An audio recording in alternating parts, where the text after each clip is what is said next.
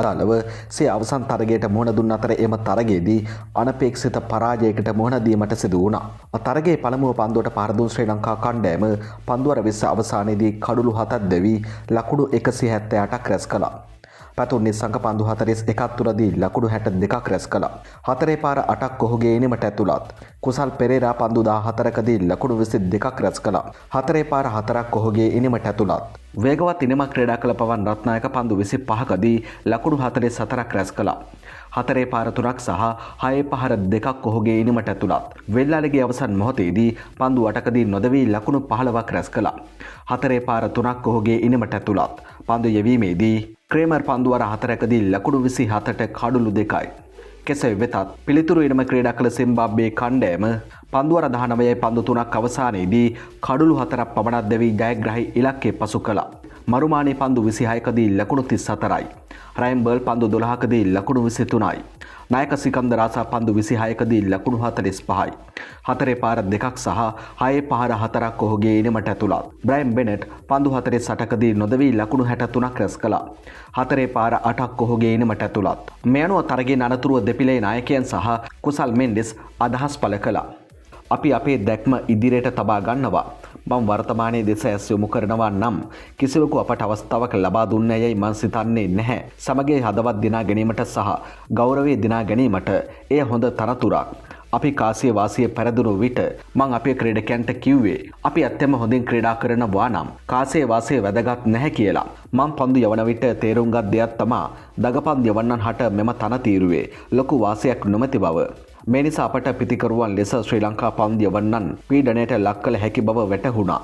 මං අපේ විවේක කාමරයට පැමිණි විට ඔවුන් තවත් ලකුණු 10ක් පමණ අඩුවෙන් ලබාගත් බව අපේ ක්‍රීඩකයන්ට කීවා. අපි සෑම තත්වයකටම පුහුණු වී තිබෙනවා. එවිට අපට ඕනෑම අවස්ථාවක ක්‍රීඩා කළ හැකි ක්‍රීඩකයන් ඉන්නවා.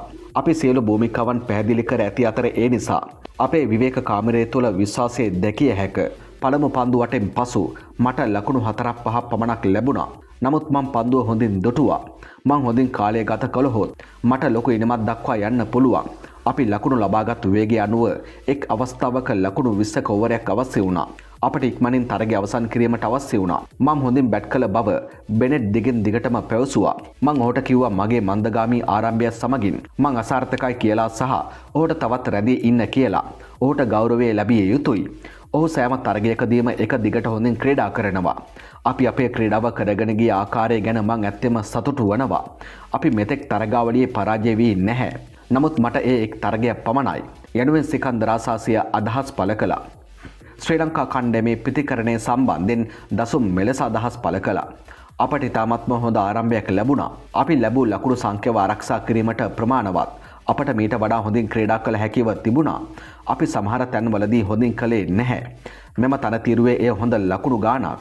පන්දු යැවීමේ සැලැස්ම සෑම විටම සරලයි. කඩුළු ලබා ගැනීමෙන් අපට එම ආරම්භය ලබා ගැනීමට නොහැකි වුණා. නවකීන් රසක් මෙම තරගයට ක්‍රීඩා කළා. ඇත්තම මේ ඉතාමත්ම දුෂ්කර වුණා.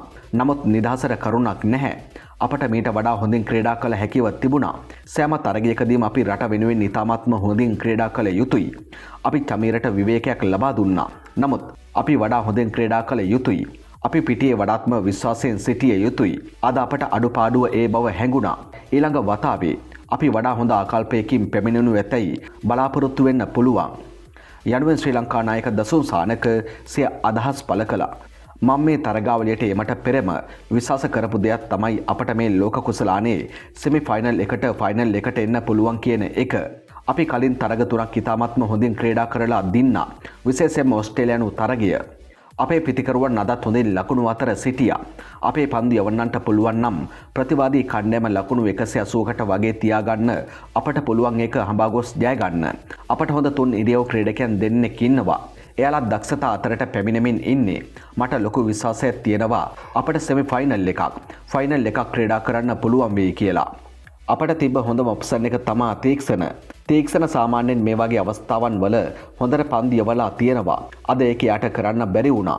ඒකයි ප්‍රශ්නේ. අපට ඒ වෙලාව තිබ්බ ඔප්ෂන් එකත් එක්ක සහ මහේස්ගේ විශ්වාසයත් එක්ක මහේස් තමයි අපිට හිටපු හොඳම ඔප්ෂන් එක. තීක්ෂණ මීට පෙර ඩෙත් පන්දුවාර වලදී පන්දු යවලා තියෙනවා. මං හිතන්නේ නැහැ ඒක යට දුන්න එක වැරදි කියලා. එයා අද විකට් දෙකක් අරගෙන තරගයේ දිනවලා තිබ්බා නම් අද එයා තමයි හීරෝ. අනික මහිෂ්ට කැරම්බෝල් ගුග්ලි ඒවත් දාන්න පුළුවන්. මං හිතන්නේ නැහැ. දිල්සන් හොඳ නැහැ කියලා. නමුත් ඒ වෙලාවේ නායකයා ගත්ත තීරණය ඒක. කුසල් මෙන්ඩිස් සිය අදහස් පළ කළා. පැයෙන් පැය අලුත් වෙන දෙස්